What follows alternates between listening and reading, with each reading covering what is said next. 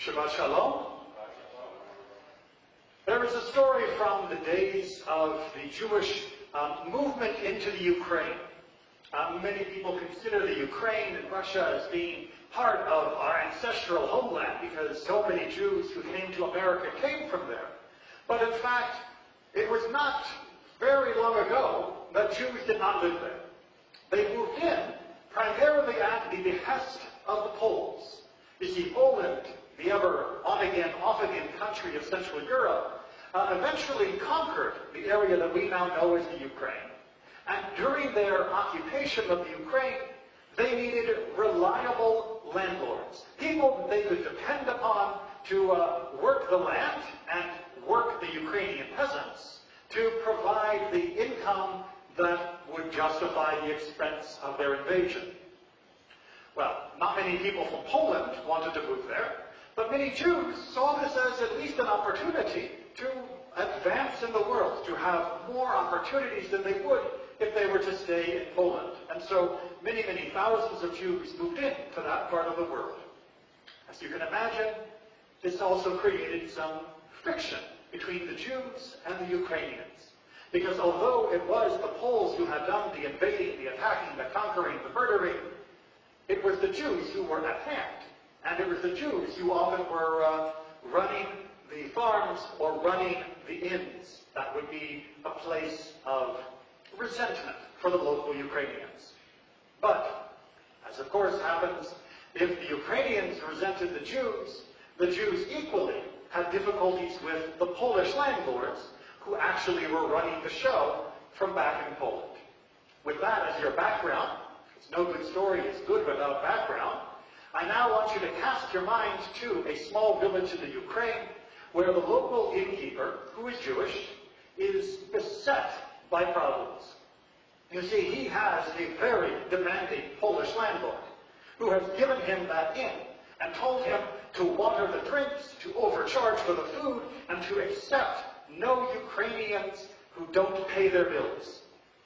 This is making it awfully hard for him with the Ukrainian neighbors with whom he lives, but it equally makes it hard for him to continually meet the financial demands of his landlord, whom, well, if he doesn't meet the quota that the Pole demands, will beat him and drive his family out into the winter in order to make an example of him. What is a Jewish person supposed to do under situations like this? When you have more sewers than you can handle, when you have threats coming from all sides, you go to the rabbi. And so he went to talk to the rabbi of the village, and he said, "Rabbi, oi," that's as much of an accent as I can do for a Ukrainian Jew, he says, "Oi, do I have trouble?"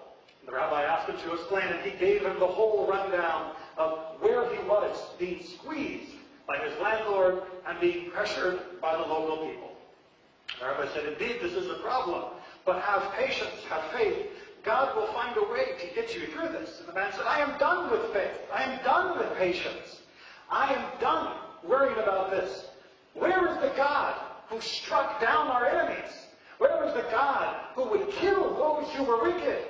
I wish that God would strike my landlord dead wherever he stands. Then I would have faith in God." The rabbi says, "My friend, how can you say such a thing? I know the man is wicked, but to wish death upon another person, this is not our way. We are the children of God who is called the merciful one." He says, "I don't want mercy. I want salvation, and salvation will only come from the spilling of the blood of that wicked Pole. We killed Haman. Why can we not kill him? Where is God on our side?" The rabbi said, "My son, I will go in the other room and I will pray, and I will see what God has to say about this." So the rabbi retired to his study. He sat, he prayed, and a little while later he came back out, and he said to the Jewish man, "God has heard your prayers.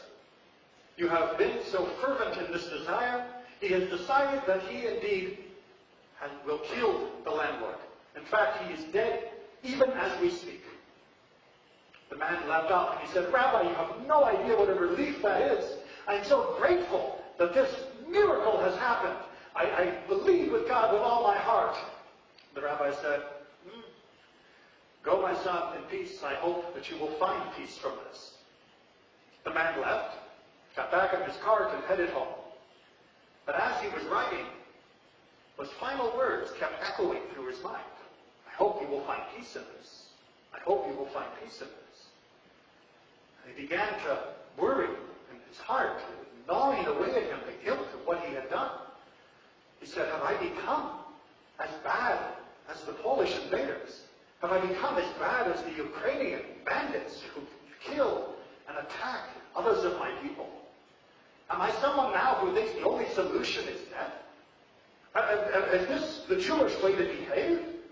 And who am I to drag God into this? How could I have even asked that God behave in such a reprehensible way?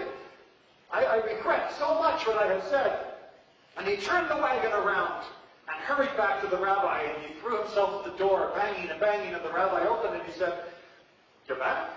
And he said, yes, Rabbi, I don't know what to do. I am filled with remorse, regret. I cannot live with myself that I have taken another's life over this. I mean, it's only money. My family and I, we would find another way to live no matter what happens.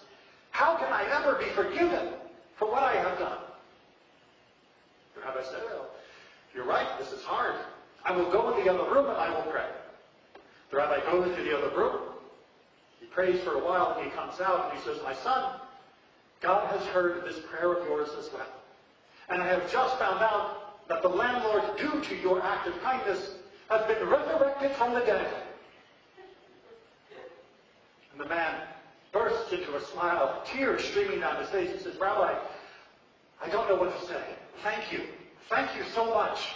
And he hurried back to his inn, and sure enough, like a miracle, there was the landlord, waiting, tapping his foot impatiently for the man to arrive to demand the money from him. And he embraced the landlord and he said, it is so good to see you, my friend, in fine health. It is a miracle to look upon your face. Let me get you what you need. So there were a few chuckles. Well, what's the crux of the story that makes it slightly humorous? The resurrection?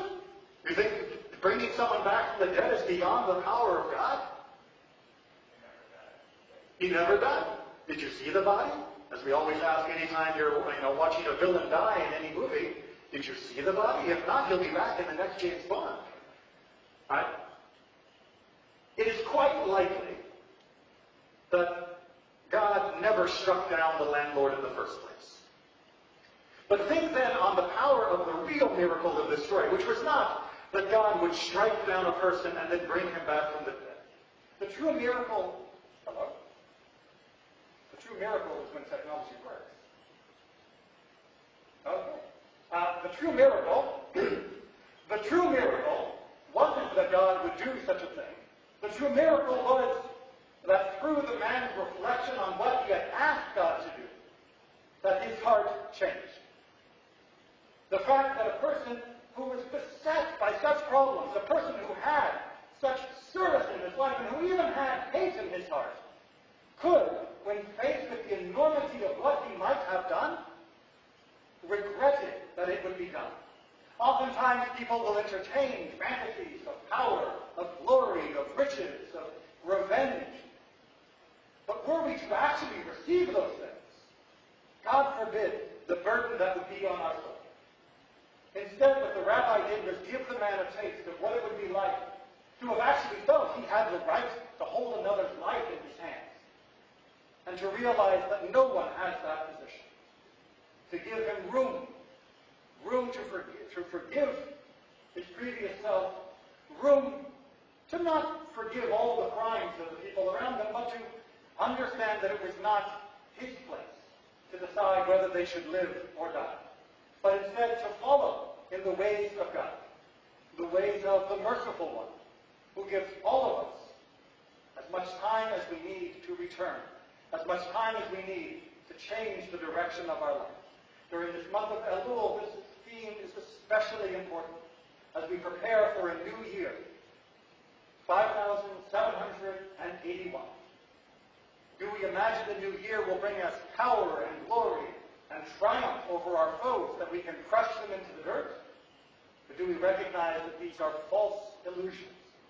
That to aggrandize ourselves, whether it be over our enemies or simply over the heads of others, would be, in fact, our downfall and our failure.